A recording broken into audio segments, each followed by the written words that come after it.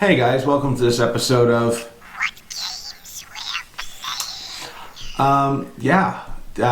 this is a show about the games we've been playing this past week. This is another special episode, our final Halloween style horror gaming month special. Please don't forget to like, comment, and subscribe down below. Let us know what horror games you guys enjoy playing and what special events through the Halloween you guys have been playing. We're going to start this episode off really great, in my opinion, because I was playing one of my favorite games of all time. It's from Software's Bloodborne. Big surprise. There's just something about this game. Yeah. No matter what it is, like I can go talking about this, ranting forever and ever and ever. You know, from hitting locations like Yarman to Old Yarman to the Cathedral Ward to the Hunter's Dream. Yeah. Every location is just detailed so beautifully and it is so a very dark beautiful and game. decrepit. You know, still, you know, over 5 years later, every time I fight certain bosses, going back to the Cleric Beast to my favorite, Margot the Wet Nurse. I think she's just an awesome looking boss. To the Vicar Amelia. You know, it's just, it always pulls me back in. Yeah. Right? I don't know. I don't know what it is about this game. It's just, it pulls you in. Or it pulls me in anyways, for that matter. You know, from going off of like after a Dark Souls series, stuff like that, all of a sudden you got these wicked weapons, your trick weapons, you know? I mean, I remember starting with the cane that turned into the whip, and just, I like that ability. Yeah. I like that concept of having a weapon that's two weapons, you know, single-handed or double-handed, or just whatever it be. Like I said, like, you know, the walking stick into the whip is a single-handed weapon. Then your other hand, you know, you have a gun. Right. It's just kind of, I like it.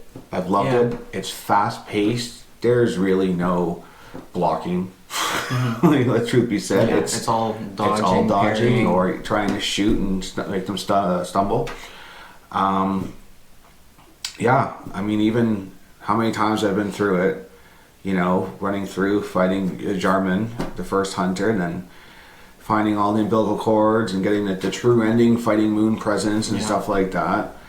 It is a game that has, for myself, withstood this entire generation as my favorite game since it's come out. I mean, even when we did certain episodes on our favorite weapons in video games, my favorite weapon that is still in that game, and it's just Ludwig's Holy Blade. It's nothing much, but it's just, once I have it on, it's just, I love it. I love everything about it. Yeah, no, I agree with that. I haven't played through all of Bloodborne myself, but I have a good 7 hours or so into it.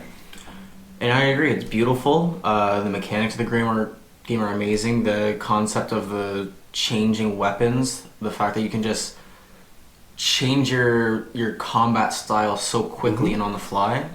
Yeah, it's great. It's amazing. So I mean, it's one of those ones that right from the get-go, you know, it's townsfolk are infected and they become these violent, deranged lunatics. They're all like twisted and nightmarish, and you know, right at the start after you leave the library and you're like, you know, you first fight that first werewolf basically, and you're like, oh shit, right? Yeah. And you're walking through and there's this huge bonfire going with, you know, this statue that it's burning underneath it, or sorry, above it. And the townsfolk, again, I gotta go back to them. They're just these like zombie looking guys until you get close, and it's also like, wow, just craziness. I love the game, you know. And as you progress later on in the game, you see like the reborn guys coming, like big spider looking things coming off the cathedral. Remember the first time I saw one of those, I'm like, what the hell is that? You know, and he grabs you and takes you away into another part of the world. Yeah. You know, from the DLCs to everything. Like, I would honestly say, like, this, for myself, this is the perfect game. I still play it. I'm still excited to play it every year. And I found the chance again going, you know what? We're doing these Let's Play videos type thing, and these games we're playing that week. Why not jump in and play something that I really, really love? Yeah. And that's why I chose that game this week. I just wanted to have that one more oomph with Bloodborne before the PlayStation 5 comes out. Yeah, I definitely agree. Yeah, so my first game this week that I've been playing has been Bloodborne. Alright, well, the first game I've been playing this week, pretty sure everybody knows about this game at this point. It's one of the most trending horror games. It's Five Nights at Freddy's. It's not even just one game at this point. It's so many games, so many spin-off games, games that are nothing like it. There's a pizzeria game that I actually didn't know about that I started playing. And yeah, so it's a very simple concept. It's like a point-and-click survival horror, I guess. If you could call it that. You're basically, you're the security guard in a Chuck E. Cheese kind of place, like an arcade restaurant kind of place. And the animatronics, there's this cute, cuddly looking, they're for kids, right? They're animals. There's a bear, there's a fox, a rabbit. And at night, they want to kill you and put you in a suit. So you're just a lonely security guard stuck at your desk, and I guess there's just a power outage, or in this world, your house runs off of batteries, and you have battery power. So you're managing your lights and your doors and your cameras, because you have to keep eyes on where all of these creepy animatronics are.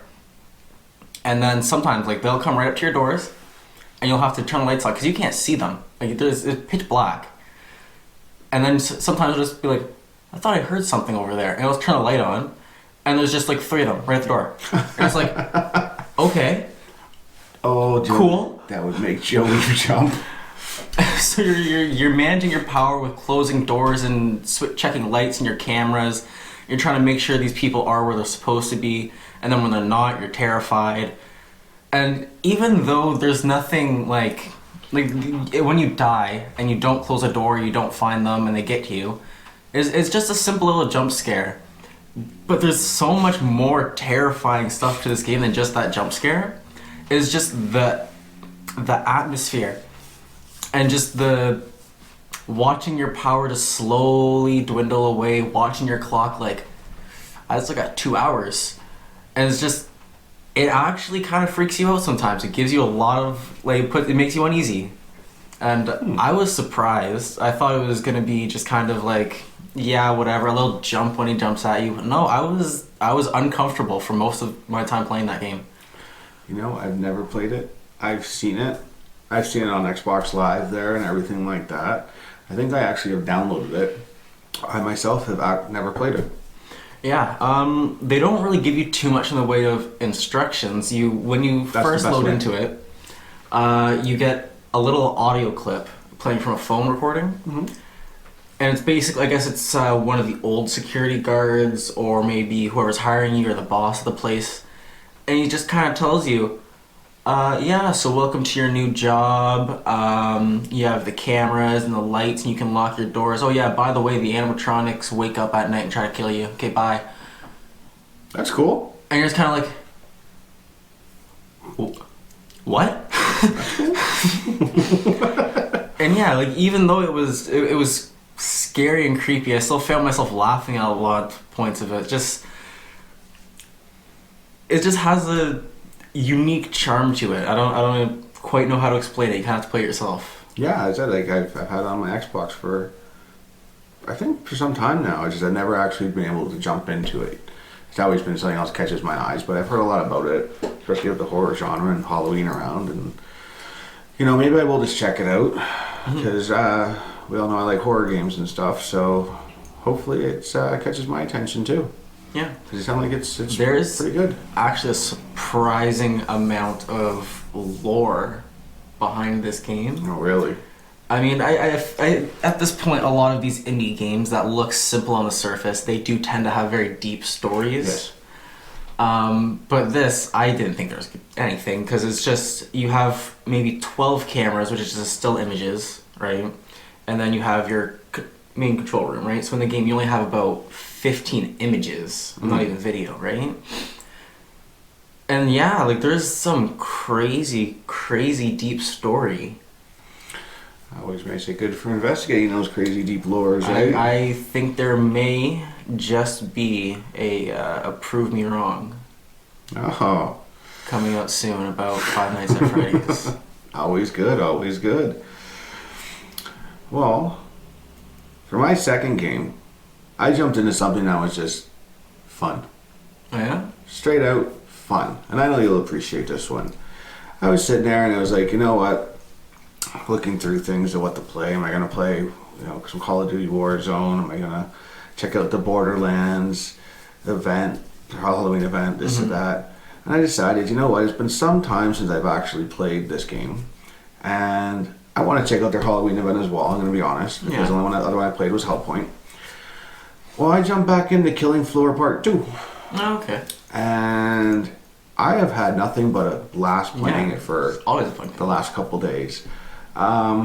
Just in short, it's a first-person survival horror game where you go up against wave after wave of hordes of Zeds. And at the end, you go and you fight a randomly generated boss. It's insane. It literally is an insanely fun game. It's either you play it solo or you can play it with 3 buddies. It's just fun. Yeah. I love the concept of it. I mean, you have this a huge selection of classes to play from at the start of each map. You go through it. It's the weapons as well. It's just absolutely insane. As you upgrade them throughout, you get after each round of each wave, you can run back to your box and upgrade it a bit, restock your ammo, this and that, depending on how well you're doing with the money you receive from everything. It's absolutely insane how much fun I have literally had. And even going back in some of the seasonal events of the past and to now, it's this new one is called Infernal Insurrection, and it's amazing.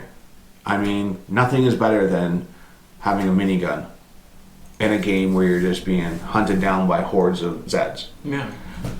I've been having a blast with it. Straight up, I've been having a great time with it. And there's so much to get in this game. There are so many different cosmetic things to get. It's just a fun time.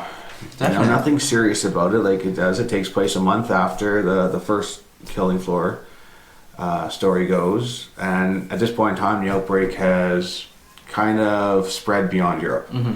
And now it's just more insane, basically, is the best way to put it. But it's just a fun game. Honestly, I don't know how else to put it except for if you haven't tried it out, try it out. Grab a couple buddies, jump in and play a few rounds. I've always loved Killing Floor 1 and 2. Oh, so good. Lots of unique maps, lots of unique bosses. That's the thing, the bosses, they're all different, the way you gotta go up against them. Even your character classes, this goes beyond that, medic, support, and commando. You get snipers, so you can be a SWAT member, a gunslinger. Yeah. It's just, I like when you have that much variety into something, and then you throw yourself into a situation. And I consider it literally a horror survival game because there's times when you have enemies rushing you from this way and over here, and you don't realize they're beside you or behind you. And it's oh shit. Yeah, and you're constantly on it's an intense game. It really is. Definitely. After you get by the first 2 waves of each round, they're kind of just gets you in the mood of things, you get swarmed. And the AI is pretty damn good at it too, because it kind of reminds me of a little bit of Days Gone, when it's just the herd after you and the horde just hoarding over top of things on top of you, just oh shit. That's what it feels like in this, and especially as you run out of ammo. Right? And I said, and the bosses, I like the bosses. I mean, I will always say I think a game like this should have an unlimited amount of bosses that get thrown at you, but I like the fact that you don't know which boss you're going to get. It doesn't matter what board you're at. You never know. So to me, that just adds that little bit of excitement as you approach it. Yeah. And it's fun. Yeah, it's a fun game. The difficulties, you range it up and down. It's definitely worth a try, and it's definitely worth. I consider it definitely worth a try, especially around the Halloween season, just because of the enemies and the atmosphere. It's just it gets you. It's a good game. It is a fabulous game. And they bring out lots of other seasonal events throughout the year. There's plenty of updates and events going on all throughout the year. Surprisingly, I was actually playing not Halloween, but I was playing the Christmas map, and it's a great map. Yeah. Being in Santa's workshop, and there's these evil elves charging after you, and it's just kind of cool seeing these homicidal like creatures really coming after you at Santa's workshop. Yeah. And like little bits of like, holiday music playing in the background. You're just like, okay. And just start blasting it away with your machine gun and just, sawing the hordes down as they're rushing at you.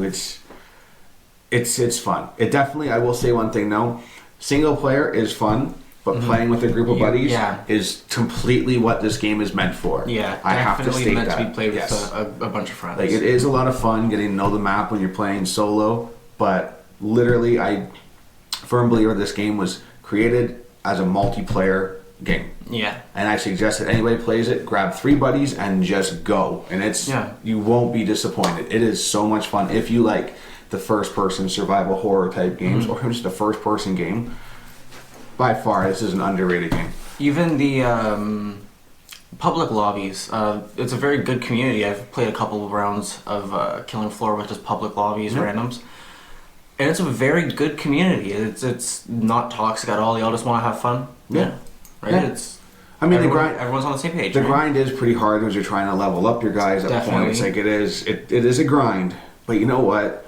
It's still fun. That's though, right. When you have that fun factor added in, that grind just doesn't seem to be anything. Yeah. It doesn't even seem like you're grinding, right? It's amazing. I definitely will rate this game a phenomenal game. Very underrated. Yeah, definitely. And I think people should actually give this one a shot, whether it be for Halloween or whether it be for Christmas or whether it be just because you want to play something. Great game. That's what I've been playing on the Xbox One X. Alright, well, I have one last game on my list today. Call of Cthulhu. There's a lot to this game. It's about occultism, as you can see from Call of Cthulhu. It's a puzzle game where you're you're a detective and you're trying to figure out what's going on in this little fishing village. And as you get deeper into it, I don't want to spoil too much, you start to... Your brain of your character starts to warp and distort, and you start to hallucinate things and see things differently. And there's a lot of different outcomes to this game. You make your own choices along as you're playing. When I was playing this game, I just wanted to get possessed because I found out you could get possessed. And so I didn't play the game how it should really be played. Well, there's no real wrong way to play the game. But I didn't bother with too much of the detective part of it. I just went for the cult. And I just wanted to join.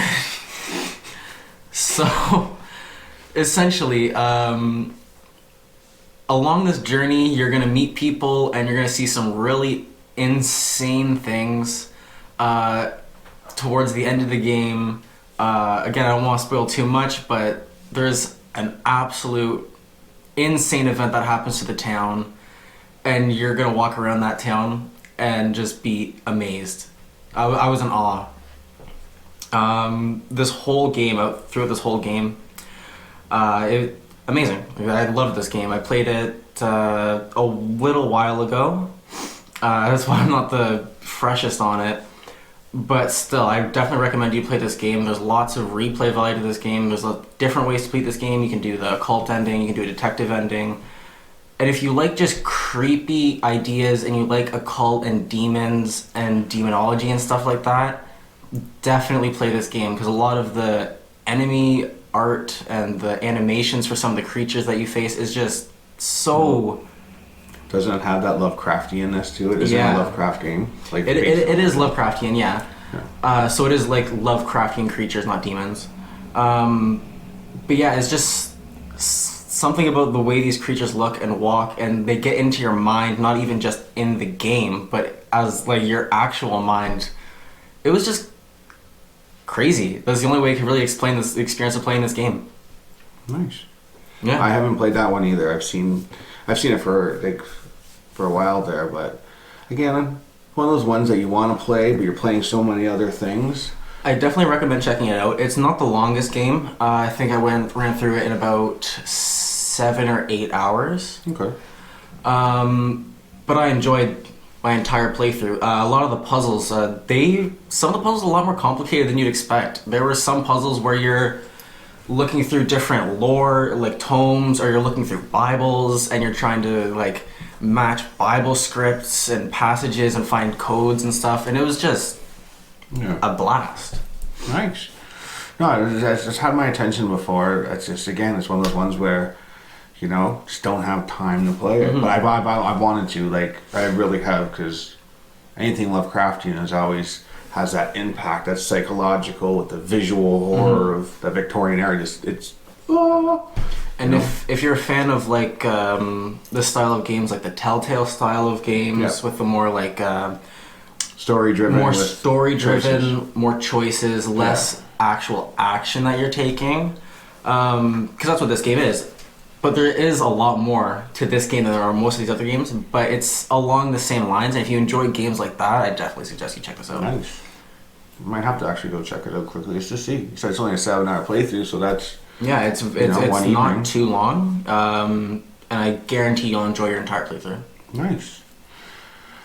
Well, this week we haven't really played that many games. We've only played a few, but we've thoroughly enjoyed the games we've been playing as part of our final Halloween episode specials on what games we're playing. Please, if you've enjoyed this video at all, leave a thumbs up, a comment down below, and please subscribe. And have a safe and happy Halloween, guys. Have a good one. Take it easy.